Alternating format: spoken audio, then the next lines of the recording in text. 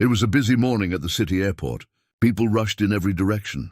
Some pulling heavy bags, some talking loudly on their phones, some just staring at their screens. The sound of rolling suitcases, flight announcements, and footsteps filled the air. Everyone seemed in a hurry. Everyone had somewhere to go. In the middle of all this noise stood an elderly woman. Her hair was silver and neatly tied in a bun. She wore a soft beige coat, held a small handbag, and stood beside a suitcase. She looked calm, gentle, and kind. But there was something different about her, something that most people around didn't notice. She was deaf. The woman's name was Margaret. She was waiting near the check-in counter, holding her ticket. She looked at the digital screen again and again, trying to read the flight details. Her eyes moved carefully over the letters, but her face showed confusion. The flight number seemed to have changed. She didn't understand what was happening. She turned to a young woman standing next to her and softly tapped her shoulder. When the woman looked up, Margaret smiled politely and pointed to the screen, then to her ticket, trying to ask something. The young woman frowned, not understanding her signs. Then she quickly shook her head and walked away without saying a word. Margaret stood there for a moment, her smile fading. She looked around for someone else to ask. She saw a man wearing a business suit, talking on his phone. Margaret approached him slowly and waited for him to finish his call. When he noticed her, she pointed at her ticket again, making small gestures to ask for help. But the man just sighed impatiently and said loudly, "I don't understand, lady. Go ask someone else." Then he turned his back and walked away. People kept moving around her, busy with their own lives. No one noticed the small confusion in her eyes. No one saw her hands moving in silent words. Some even looked at her strangely, whispering to each other, wondering why she was acting weird.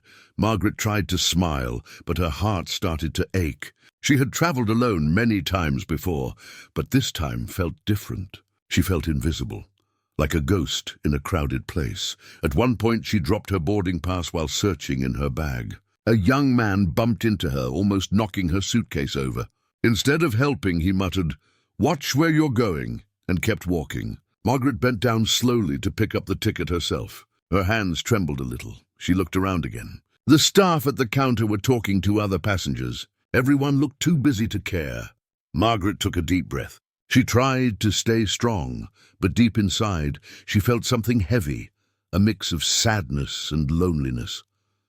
She whispered to herself in sign language, moving her hands gently in front of her chest. "It's okay. I'll figure it out." A few minutes later, she walked toward an information desk. She tried to get the attention of a staff member by waving softly. When the man looked at her, she smiled again and showed her ticket. The man started talking quickly, pointing at something on the computer screen. Margaret tried to read his lips, but he spoke too fast. She raised her hand and pointed to her ear, trying to tell him that she couldn't hear. The man sighed and shook his head, then gestured for her to move aside. Margaret stepped back, confused.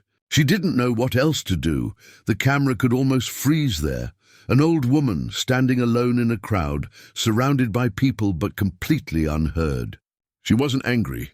She wasn't rude. She just needed someone to understand her. She slowly walked toward a bench near the window. Outside, airplanes were taking off into the sky. She sat down and stared at them for a long moment. The reflection of the bright lights danced across her glasses. She opened her purse and took out a small photo, a picture of a young man in a business suit. Her son. She touched the photo gently and smiled with love. Under her breath, she signed the words, "I'm proud of you," but in her eyes there was also a small tear. She hadn't seen him in months.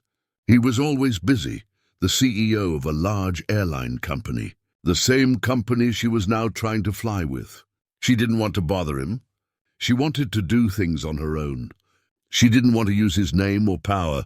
She just wanted to be treated like everyone else. But now, sitting alone in that cold, bright airport, she wondered if that was a mistake. The world around her moved fast, lights blinking, people talking, announcements echoing, but for her, everything was silent. And yet, even in that silence, her heart spoke the loudest. As she sat there quietly, a small suitcase rolled past her feet. She looked up and noticed a little girl walking with her father. The man seemed gentle, kind. He smiled at his daughter as she pointed at the airplanes through the glass wall. They looked happy. The woman watched them, her eyes softening. The little girl turned her head and saw Margaret sitting alone. Their eyes met for a brief moment. The girl smiled. Margaret smiled back just a little, but then something unexpected happened. The man, the girl's father, looked at Margaret too. His expression changed slightly. He seemed to notice the ticket in her hand, the way she looked lost, the silence in her eyes. He turned to his daughter and said something quietly. Then he looked back at the old woman again. The narrator's voice fades in slowly. She thought no one cared. She thought she was alone, but she didn't know. Someone had been watching, and that person was about to change everything. The man who had been watching the old woman was named Daniel. He was in his mid-30s, wearing a dark blue shirt and black trousers. He looked simple but confident. Beside him stood his little daughter Emma, holding a small teddy bear in her hand.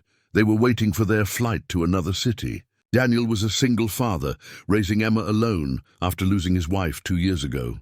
It hadn't been easy, but he always tried to stay strong for his daughter. As Daniel watched the old woman struggle near the check-in counter, something inside him felt heavy. He saw how people ignored her, how she tried to communicate but failed again and again.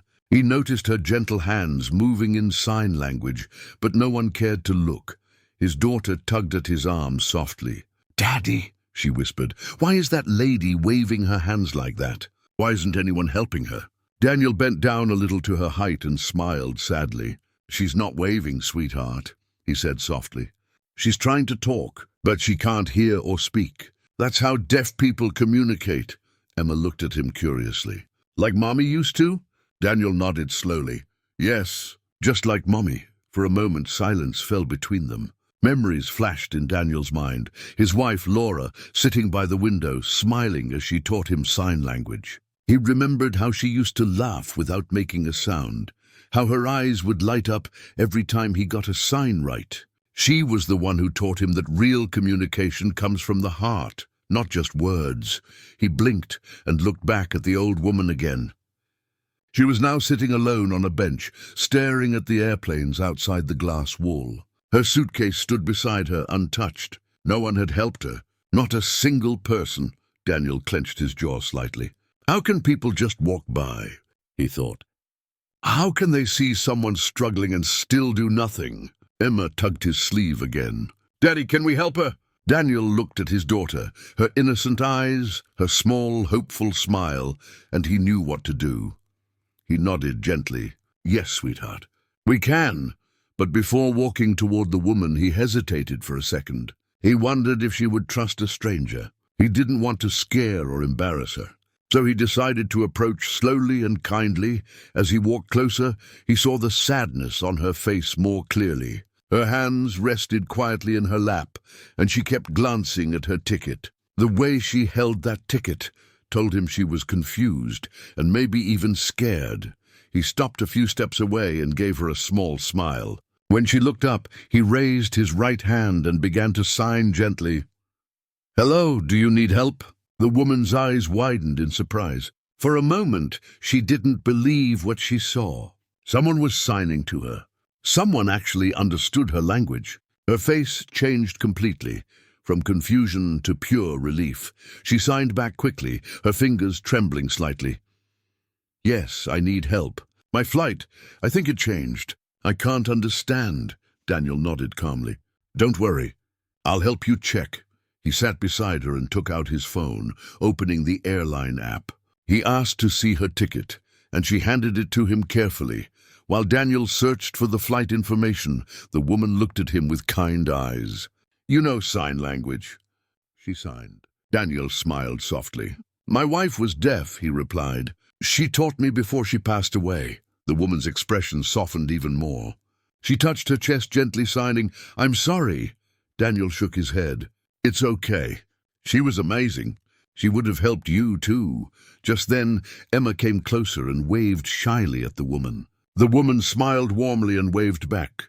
She made a small sign meaning, "You're beautiful," and Emma giggled. The three of them sat together, surrounded by the noise of the airport. But for that moment, it felt peaceful, like the world had paused just for them. Daniel checked the flight details and found out that the woman's flight had indeed been rescheduled to a different gate. He turned to her and signed, "Your gate changed. You need to go to gate 24. I can take you there." The woman looked surprised again. "You will take me?" she asked. Daniel smiled. "Of course. You remind me of someone special." As they began walking toward the new gate, people around started watching. Some whispered, realizing what was happening. A few even looked ashamed, remembering how they had ignored the old lady earlier. Emma held the woman's hand as they walked. The woman smiled, feeling warmth in her heart she hadn't felt in years. When they reached gate 24, Daniel made sure her seat was confirmed and that she understood the new timing. She thanked him repeatedly through signs. "You are very kind," she said. "I wish more people were like you." Daniel laughed softly. "It's not kindness," he signed. "It's just what humans should do." The woman looked at him for a long moment, then opened her purse. She pulled out a small photo, the same one she had looked at earlier, and showed it to him. It was a picture of her son, a handsome man in a business suit. "That's my son," she signed proudly. "He is the CEO of this airline." Daniel's eyebrows raised in surprise. "Really?" he signed. She nodded. "Yes, but I didn't tell anyone. I wanted to see how people treat others when they don't know who I am." Daniel looked at her with respect. He didn't know what to say, and then the narrator's voice returned softly. She thought she was invisible, but the one person who stopped for her didn't see her as the CEO's mother. He saw her as human, and that made all the difference. The old woman, Margaret, sat near gate 24 now, calmer than before. For the first time that day, she wasn't alone. Daniel and his daughter Emma sat beside her. The noise of the airport still filled the background, rolling suitcases, flight announcements and conversations. But around the three of them, it felt peaceful. Margaret smiled warmly at Emma, who was showing her a small drawing she had made in her notebook. The little girl had drawn an airplane with three people standing beside it: herself, her dad, and the old woman. Margaret's heart softened. She couldn't hear the laughter, but she could feel the warmth. Daniel watched them both and smiled. There was something gentle in the way Margaret looked at Emma, like a grandmother's love. It reminded him of his mother, who had passed away years ago. Margaret turned to Daniel and signed slowly, "You are a good father." Daniel smiled and signed back, "I try my best." "She is all I have now." The woman nodded with understanding. Then she signed softly, "Your wife. She must have been special." Daniel's eyes grew distant for a moment. He looked down, remembering. "Yes," he signed. "She was deaf too. That's how I learned sign language. She taught me with patience. She always said the world needs more people who listen, not just with ears, but with hearts." Margaret smiled sadly. "She was right," she signed. "Most people only see. They don't truly look." For a while, neither of them spoke. They just sat quietly as Emma played nearby.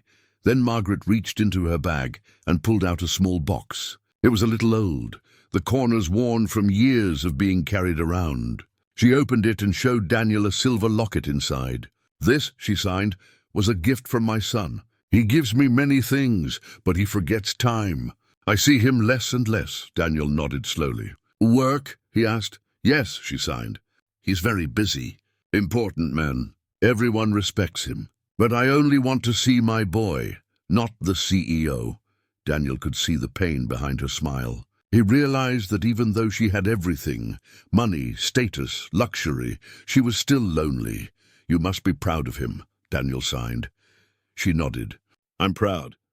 But I am also sad. He forgot how to listen, not with his ears, but with his heart." Daniel sighed softly. "Maybe one day he will remember." Margaret looked at him with hopeful eyes. "Maybe," she signed, though her heart wasn't sure. A few minutes later, the airport speakers made another announcement, the one for Margaret's new flight.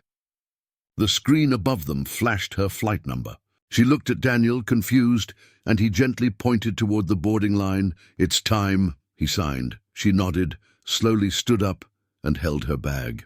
Daniel helped her lift it. and Emma held her hand as they walked toward the boarding gate. People in line noticed her. Some of them were the same people who had ignored her before. Now they looked surprised to see her walking with Daniel and Emma, smiling and calm. One woman whispered to her friend, "Isn't that the same old lady from earlier? The one no one helped?" The friend nodded quietly. "Yeah, looks like someone finally did." Margaret could feel their eyes, but she didn't care anymore. She wasn't invisible now. She was seen. At the boarding gate, the airline staff smiled at Daniel and spoke kindly. "Sir, do you know her?" Daniel nodded and signed for Margaret, explaining her situation. The staff smiled and said, "Thank you so much for helping her." Margaret looked at Daniel with grateful eyes. She took his hands in hers and signed, "I don't know how to thank you." Daniel smiled softly. "No need. You remind me of someone very dear. Helping you feels right." Then, before she could leave, she took out a small card from her purse. It was plain white, with golden letters that said, "Margaret Lewis, mother of Daniel Lewis, CEO of Sky Air." She handed it to him. Daniel's eyes widened a little. "Your son," he signed, "is the CEO of this airline." Margaret nodded, smiling gently. "Yes, but I didn't tell anyone. I wanted to see how people treat others when they don't know who you are." Daniel blinked, amazed. "And what did you see?" he asked. She signed, "I saw the truth. People look, but they don't see. They hear, but they don't listen. Except you." Daniel looked at her, touched by her words. "Maybe," he signed back, "they just forgot. Maybe they need someone to remind them." Margaret's eyes softened. "You reminded me too," she sighed. "You reminded me there are still good hearts in this world." Before walking into the gate, she turned one last time and smiled at Emma. She made a small sign, meaning, "Thank you, little one." Emma smiled and waved goodbye. As Margaret disappeared into the crowd, Daniel felt something deep inside him, a sense of peace he hadn't felt in a long time. Emma looked up at her father and said softly, "Daddy, that lady was nice." Daniel nodded. "Yes, sweetheart." "She was." He paused for a moment and then added, "You know, sometimes one small act of kindness can change someone's whole day." Emma thought for a second and smiled. "Or maybe her kindness changed ours too." Daniel looked at his daughter and smiled proudly. "Maybe it did," he said. He didn't know it yet, but the story wasn't over. That small act of kindness, helping an old deaf woman at the airport, was about to change his life in ways he could never imagine. The narrator's voice fades in slowly, wrapping the moment with emotion. He thought it was just a simple act of kindness. But soon, he would learn that kindness always finds its way back, sometimes in the most unexpected places. The airplane engines hummed softly in the distance as Daniel and his daughter Emma walked out of the airport lobby. The evening sky was slowly turning orange, and the golden light poured through the glass walls, touching their faces with warmth. Daniel felt good, peaceful, almost proud. He didn't know who the old woman really was when he helped her. He just saw someone in need and did what felt right. But now, knowing that she was the mother of a powerful CEO, it all felt strange. "Daddy," Emma said softly, holding his hand. "Do you think we'll see her again?" Daniel smiled. "Maybe, but even if we don't, we did something good today. That's what matters." Emma nodded with a bright smile. "Mommy would be proud of us." Daniel's heart warmed at her words. "Yes, sweetheart," he whispered. She would. Meanwhile, inside the airplane, Margaret looked out the window as the clouds floated by. Her reflection in the glass showed a faint smile. For the first time in a long while, she felt seen. Not as someone's mother, not as the CEO's family, but as herself. She thought about Daniel, his gentle hands, his patient signing, the kindness in his eyes. She couldn't stop thinking about how he reminded her of her late husband, kind, humble, and strong. Margaret took out her phone and opened her message app. Her fingers moved slowly as she typed a short text to her son. "Landed safely. Something happened today. We need to talk." She hesitated for a moment, then hit send.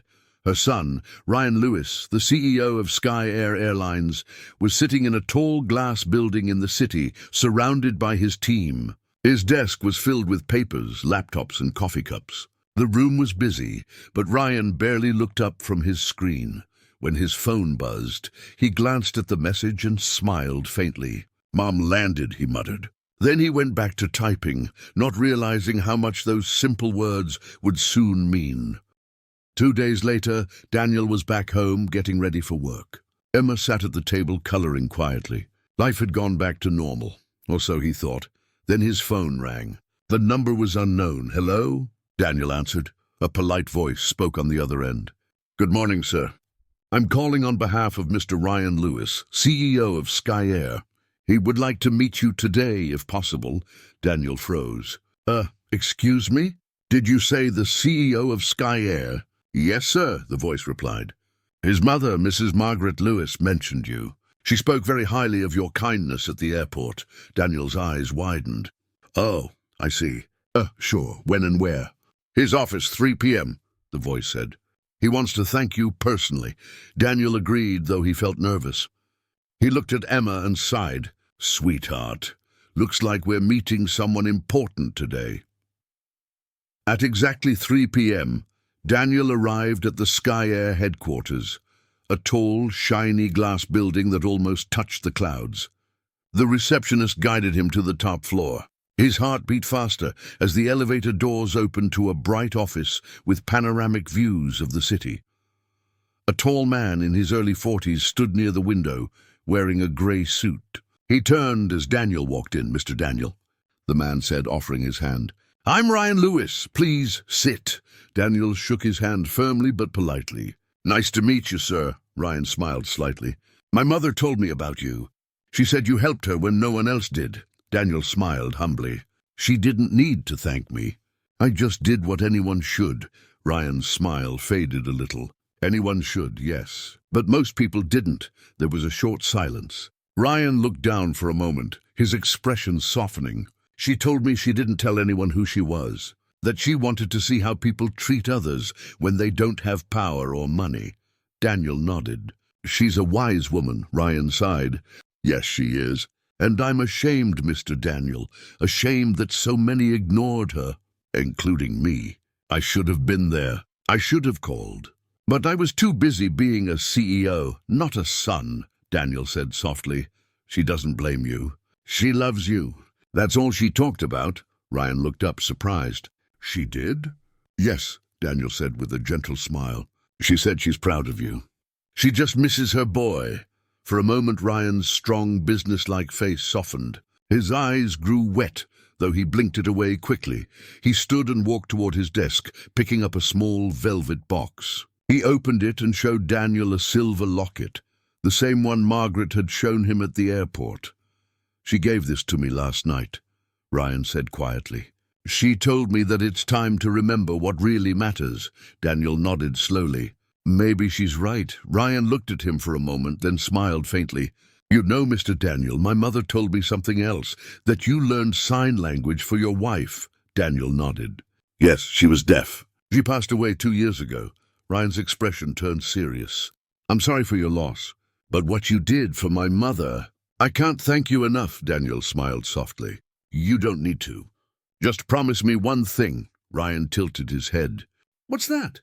"Listen," Daniel said simply. "Not with your ears. With your heart. That's what your mother wants." Ryan looked at him, really looked, and then nodded slowly. "I will." That night, Ryan drove to his mother's house for dinner. For the first time in months, he didn't take any work calls. He sat with her, talking, laughing, learning sign language again. Margaret's smile that night was brighter than any first-class seat or award. And back at home, Daniel tucked Emma into bed, feeling light inside, unaware that his small act of kindness had not just changed one woman's day, but had begun to change an entire company's heart. The narrator's voice fades in softly. "Sometimes we don't realize how powerful one kind action can be. It can reach places we never imagined, even the heart of a man too busy to listen." A few weeks later, the airport was once again full of life, travelers rushing, children laughing, suitcases rolling over the shiny floor. But this time, something special was about to happen there. Daniel and Emma stood near the same gate where they had met Margaret weeks ago. They were waiting for their flight to visit Daniel's parents for the holidays. Emma held her teddy bear, humming quietly, while Daniel scrolled through his phone. Suddenly, Daniel heard a familiar sound, a soft, warm laugh. He looked up and froze. Standing a few meters away was Margaret, smiling brightly as she signed to someone standing beside her. But this time, she wasn't alone. Beside her stood Ryan Lewis, her son, the CEO of Sky Air. He looked different now, more relaxed, less rushed, his expression soft and peaceful. He wasn't holding his phone or checking emails. He was holding his mother's hand, signing carefully with her as they both smiled. Daniel's lips curved into a surprised smile. "Well, I'll be," he whispered. Emma followed his gaze and gasped happily. "Daddy, it's the nice lady!" Margaret turned and saw them. Her eyes lit up instantly. She waved at them, signing excitedly to her son. Ryan followed her gaze and smiled too. Together they walked toward Daniel and Emma. "Mr. Daniel," Ryan said warmly, extending his hand. "We meet again." Daniel shook his hand and smiled. "It's good to see you both." Margaret gently placed her hand on Daniel's arm, signing slowly, "I told you we'd meet again." Daniel chuckled. "You were right." Ryan looked at his mother proudly, then turned to Daniel. "My mother insisted we come here today," he said. "She said she had something important to do before our next flight." Margaret nodded and signed to Daniel. "I wanted to thank you again, not just for helping me that day, but for helping my son find his way back." Daniel blinked, touched by her words. "Me?" he asked. Ryan smiled softly. "She's right. That day changed me. You reminded me that my success means nothing if I forget the people who gave me love." He paused, looking around the busy airport, then added, "Do you know what my mother told me that night? She said, 'Use your company to help people listen, not just hear.' That stayed with me." Daniel smiled faintly. "Your mother is a wise woman," Ryan nodded. "And because of her, and because of you, we've started something new at Sky Air." He reached into his bag and pulled out a small folder. Inside were photos of staff members attending a training session. There were signs printed on the wall, "Basic sign language for all employees." "We've started teaching our staff sign language," Ryan explained proudly. "From pilots to ground crew. We want to make sure no one ever feels unheard in our airports again." Daniel's eyes widened slightly. "That's incredible," Margaret smiled, signing, "Now kindness will travel too." Emma clapped her hands. Daddy, that's so cool. Everyone will be able to talk like Mommy used to." Daniel looked at his daughter lovingly. "Yes, sweetheart," he said softly.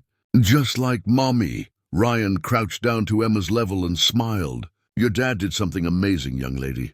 Because of him, thousands of people will get help when they need it." Emma smiled proudly. "My dad helps everyone." Margaret laughed silently, her eyes shining with joy. She took Emma's small hand and signed, "You have a kind heart, just like him." A few minutes later, an announcement echoed through the terminal. Both families were boarding soon. Daniel's flight and Margaret's flight were departing from neighboring gates. Ryan looked at Daniel and said, "Before we leave, I want to tell you something. If you ever need anything, a job, a reference, anything, you have a friend in me. You helped my mother when the world ignored her." "I'll never forget that," Daniel shook his head humbly. "I didn't do it for reward, sir. I did it because it was right," Ryan smiled. "That's exactly why you deserve it." Margaret reached into her purse again and pulled out the same silver locket Daniel had seen before. She pressed it gently into his hand. Daniel looked at her, confused. "I can't take this," she signed softly. "It's a gift, a reminder. Sometimes the smallest act of kindness can change the biggest hearts." Daniel hesitated, then accepted it with a small bow of his head. "Thank you," he said quietly. Emma leaned close and whispered, "Daddy, now you have something special from her." Daniel smiled. "Yes, sweetheart, something very special." As they prepared to board, Ryan turned to Daniel once more. "You know," he said, "I used to believe power came from success. But now I realize power comes from compassion. You taught me that," Daniel smiled warmly. "And your mother reminded me that kindness never goes unseen. The four of them stood there for a brief, beautiful moment, surrounded by the noise of the airport, yet wrapped in a bubble of peace. Margaret lifted her hands and signed to Daniel and Emma one last time. "Goodbye, my friends. Keep spreading light." Daniel and Emma waved as the two walked away, their silhouettes glowing in the golden light of the setting sun. The narrator's voice returned softly, filled with warmth and meaning. He thought he was helping a stranger, but that stranger helped an entire world to hear again, not with ears, but with hearts. Weeks passed after that emotional meeting at the airport, but the memory of that day stayed fresh in everyone's heart, especially for Daniel, Emma, and Margaret's son, Ryan. The story of the deaf old woman at the airport quietly spread across social media. Someone had recorded a short clip of Daniel speaking in sign language to Margaret. The video went viral overnight. Millions of people watched it. The caption read, "Kindness needs no sound." People across the world commented, "We need more people like him." This made me cry. Everyone deserves to be seen and understood, but Daniel never took any credit. He didn't even know the video was viral until Emma showed it to him one evening, smiling proudly. "Daddy, look, you're famous," she giggled. Daniel laughed softly. "No, sweetheart, I'm not famous. Kindness is." Meanwhile, at Sky Air headquarters, things were changing, for real. Ryan stood on the stage at the company's main event. New sky, new heart. Hundreds of employees sat in front of him, waiting for his speech. Behind him, a large banner read, "We hear you, Sky Air's sign of change." Ryan took a deep breath and began, "A few months ago, my mother was ignored by everyone at an airport, the same airport that belongs to my company." The room grew silent. I was ashamed when I found out. But one man, a stranger, saw her not as a burden but as a person. He paused, his voice steady but emotional. That stranger didn't know who she was. He didn't help her for attention or reward. He helped because it was right. That's the kind of world my mother dreamed of, and that's the kind of company Sky Air will now become. The audience clapped. Some wiping tears, Ryan continued. "From today onward, every Sky Air employee, from pilots to reception staff, will be trained in basic sign language. We'll also open new communication centers in airports for travelers who are deaf or disabled. Because hearing isn't just about ears, it's about empathy." The crowd stood and applauded loudly. Cameras flashed. And as Ryan stepped down from the stage, his mother, Margaret, waited for him in the front row. She smiled proudly and signed, "You did it, my son." Ryan smiled back, replying in sign, "You showed me how." Later that evening, Ryan made a personal visit to Daniel's small apartment. Daniel was sitting on the couch, reading a bedtime story to Emma. When he opened the door and saw Ryan standing there, he was surprised. "Mr. Lewis." Ryan smiled. "Call me Ryan. I hope I'm not disturbing you." "Not at all," Daniel replied, inviting him inside. Ryan looked around the modest living room, simple, warm, full of family photos. He noticed a picture of Daniel's late wife, a gentle-faced woman, smiling in silence. She was deaf too, wasn't she? Ryan asked quietly. Daniel nodded. "Yes, she taught me sign language. She taught me patience." Ryan smiled faintly. "Then she also taught you how to change the world." Daniel looked down humbly. "I only helped one person." Ryan shook his head. "No, you helped thousands, maybe millions. Because of you, my company now listens differently." He reached into his jacket and pulled out an envelope. Inside was a certificate of appreciation from Sky Air, along with an invitation to join their Human Compassion program, a new team focused on improving passenger care. Daniel was speechless. I don't know what to say." Ryan smiled. "Just keep being yourself. That's all the world needs." A few days later, Daniel and Emma visited the airport again, this time as guests. Posters were everywhere, staff practicing sign language, smiling at travelers, helping them with kindness and respect. One young worker waved at Emma using signs, and she excitedly waved back. Margaret appeared from the crowd, her eyes glowing with warmth. She hugged Daniel tightly and then Emma. She signed, "You changed my son. You changed my world." Daniel smiled. "No, ma'am. You changed his heart. I only reminded him what it sounds like." Margaret laughed silently, tears in her eyes. She looked around the airport, now filled with kindness, and for the first time in years, she felt heard without a single word. As the camera pans out, the narrator's voice returns, soft, emotional, carrying the final message. The world is full of noise, people talking, rushing, judging, but kindness speaks in silence. It doesn't need words, it doesn't need applause. One act of understanding can turn strangers into family, and silence into love. The scene fades slowly, Daniel, Emma and Margaret standing together as planes take off in the distance. Soft music plays, the same gentle tune from the beginning of the story. Then on screen appears the final line in white text: "Be the one who listens, even when the world doesn't hear."